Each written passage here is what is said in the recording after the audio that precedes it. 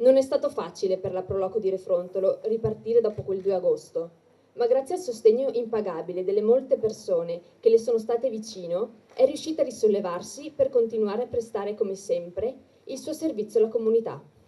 In questo periodo la Proloco ha cercato di stare quanto più possibile vicino alle famiglie delle vittime, ben consapevole di quanto poco si possa fare per alleviare il dolore della perdita di una persona cara.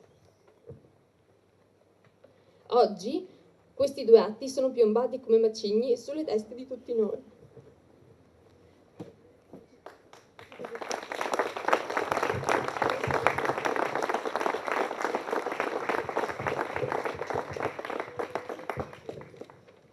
Non è facile descrivere i sentimenti che ci pervadono in questi momenti. Siamo consapevoli che il pubblico ministero sta facendo il proprio lavoro e lo rispettiamo, ma trovarci improvvisamente e vestire i panni dei comuni delinquenti ci demoralizza e ci rammarica.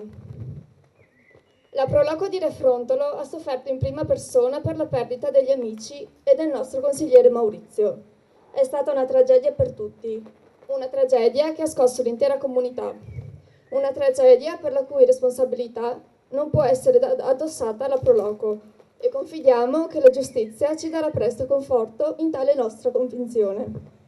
E ringraziamo infine la banda musicale di Moriago che quest'oggi, con la sua presenza ed il suo silenzio, riesce probabilmente ad esprimere ed a rappresentare meglio di tante parole il nostro stato d'animo.